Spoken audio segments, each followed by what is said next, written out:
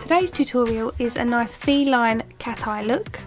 I'm going to start by using Eyeliner skin base to highlight and contour, but this will be a bit more natural as opposed to some of the heavier stuff I've done before with Dermacolour and Supracolour. If you're a regular watcher of my videos, you can skip past all the highlight and contouring because you're probably competent in that now. But I will continue to do it in my videos because there are lots of newbies always watching, so for those of you that don't watch my videos often, then you will see this a lot in my tutorials, but it is handy for everybody to know, and I do try and do different ways and variations of highlighting and contouring using different products. Using this skin base and stippling it on with a beauty blender will give you a nice sort of medium coverage. To get the right highlight and contour shades, I mixed both of them with a little bit of my foundation, and this allowed me to get the contour a couple of shades darker than my skin tone and the highlight a couple of shades lighter than my skin tone. Now, as you can see, I applied the highlight across the forehead, down the centre of the nose, across the cheekbones and on the chin, and I stippled the product straight away as I didn't want it to set in place. I wanted to blend it before it's set. So I'm doing the same thing with the contour. I'm taking it down the sides of the nose and also down the hollows of the cheeks. Just make sure your beauty blender's been dampened, as this will give you a nice airbrushed finish. Now I've got my highlight and contour in place, I'm going in with my foundation.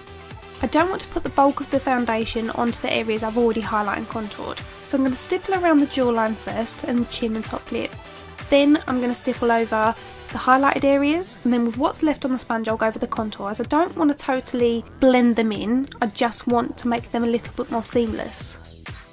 The idea is that they create a little bit more shadow to the face, which is going to create more dimension. It's going to make your face more oval, and it's also going to make those areas that you want to stand out come forward, and also the areas you want to maybe slim down look slimmer.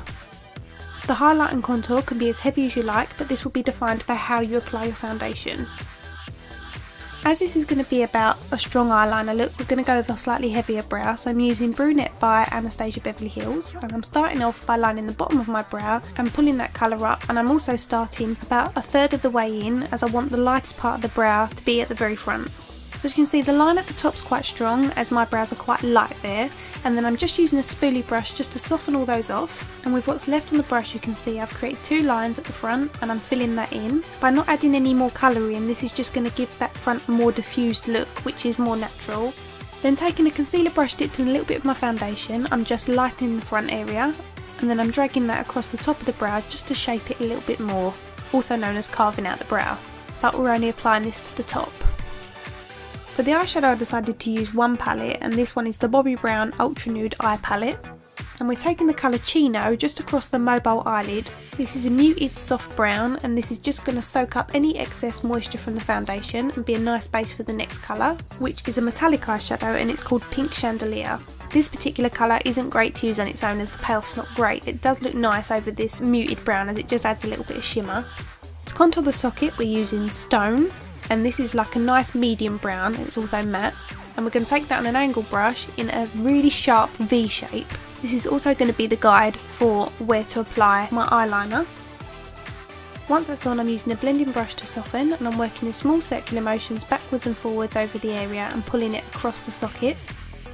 Once that's softened and you can still see the shape, I'm just going back in with my brush and applying the same colour again, and this is going to deepen it, but it's also going to sandwich it and make sure it lasts longer. Always start off light with the colours and build them up, don't go in too heavy to begin with. Next, on a fluffy brush, I'm taking the first colour we used, which is Chino, and I'm applying that to the inner socket of the eye, and this is just going to slightly warm up that area. Using this matte bone coloured eyeshadow from my Louise Young Essential Eyes palette, I'm adding a subtle highlight to the brow bone, and I'm also adding that just to the inner corner of the eye, and then I'm going to use a fluffy brush just to blend that out. We are going to be applying eyeliner here, but the highlight still will show through either side of it. This next colour is called Cocoa Berry, and it's a dark brown with a hint of shimmer to it, and we're applying that on an angle brush underneath the lower lashes. And then we're just softening that off with a flat shader brush. Now it's time for eyeliner, and my favourite to use is this Bobbi Brown gel liner in Ink Black. My favourite brushes to apply gel liner with are paint brushes because the nib's really long and I find it glides over the lid really well.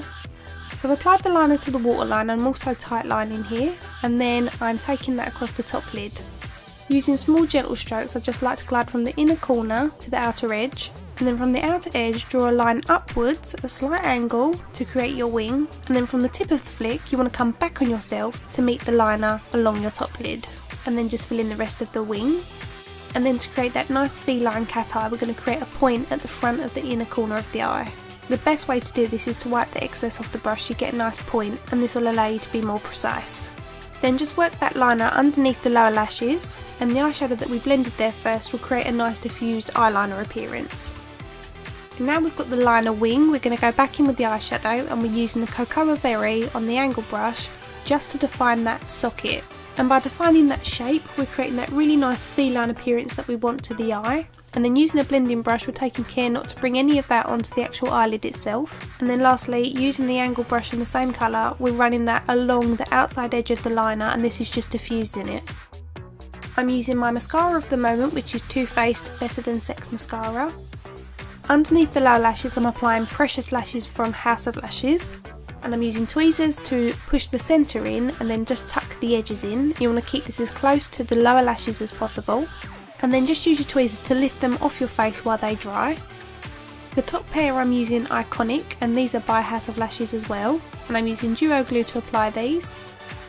Wait about 30 seconds for the glue to go tacky before you place your lashes. To help hollow out my cheeks a little bit more, I'm using my Chanel Bronze Universelle. I think the colour's beautiful, and I also love that it doesn't leave a tacky residue to your face.